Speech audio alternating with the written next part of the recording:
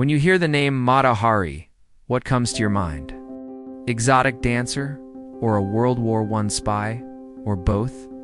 You may be surprised to know that this woman is one of the most beautiful but dangerous creatures in human history. This legendary exotic dancer had a great influence on the outcome of World War I. But was she really a spy for the Germans, or a double agent working for the French? Let's dive deep into her life and find out. Welcome to my channel. Today let's find out the dark truth behind Mata Hari's final dance. Born as Margaret Gertrude Zell in 1876 in Leeuwarden, Netherlands, Mata Hari spent her childhood in exotic locations like Singapore, where her father worked as a director of a bank.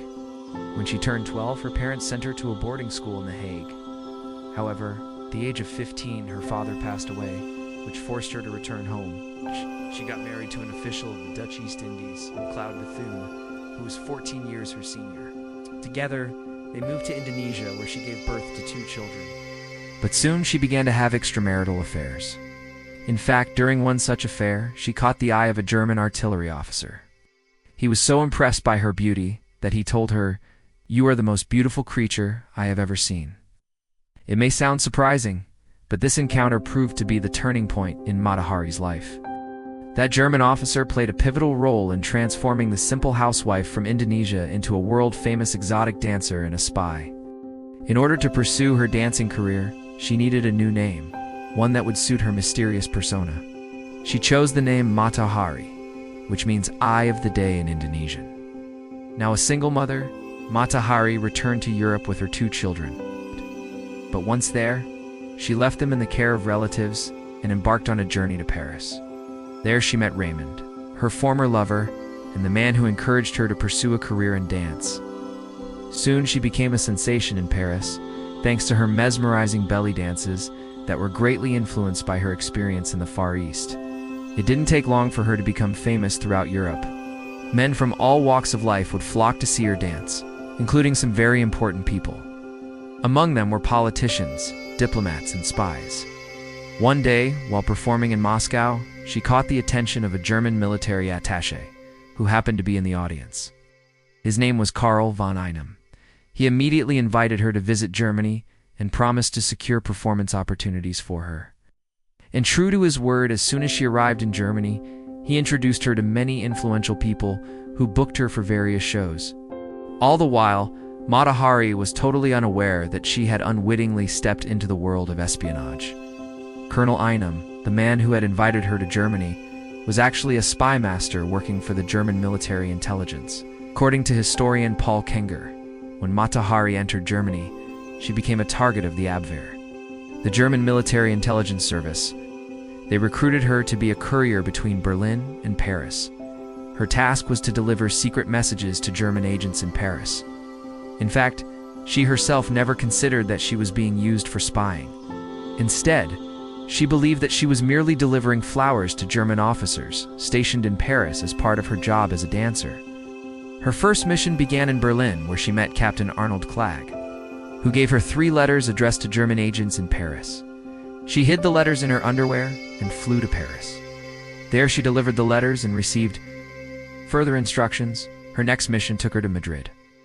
Once again, she picked up secret letters from an undercover German officer and headed to London. Mata Hari faced her first major challenge. While in transit in Brussels, the police searched her luggage, where they found compromising material, essentially evidence of her spying activities. But somehow she managed to convince the authorities that it was all a misunderstanding and she was set free. It seems that Mata Hari had a magical charm about her that helped her escape tricky situations. But luck can only shine on you for so long, and hers was about to run out. As the war progressed, Mata Hari continued to travel back and forth between Germany and France, carrying secret messages for the Germans. However, her missions were not limited to just delivering letters. She also had to seduce and blackmail prominent figures into providing valuable information.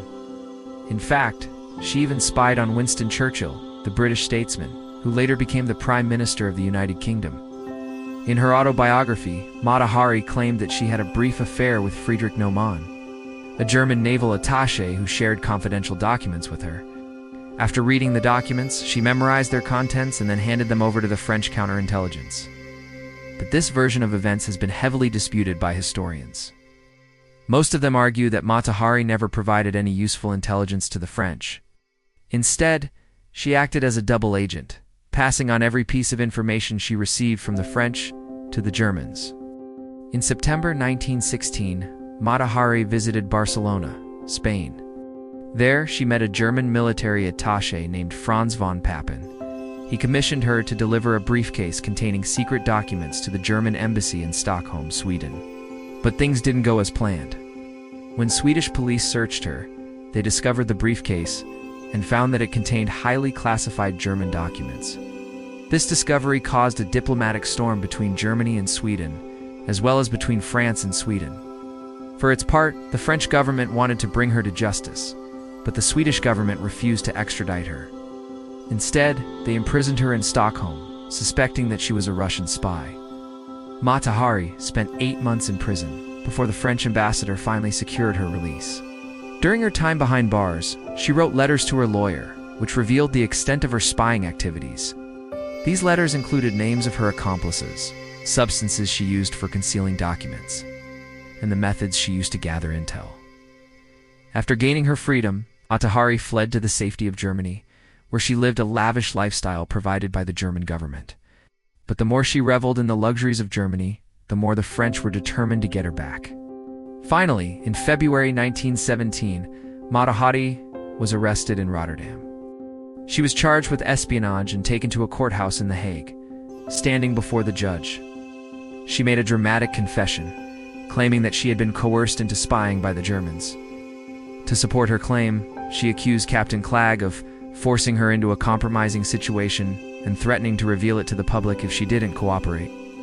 However, that wasn't the whole story. Mata Hari may have had a fling with Clegg, but it was definitely not at gunpoint. But who exactly forced whom into that affair?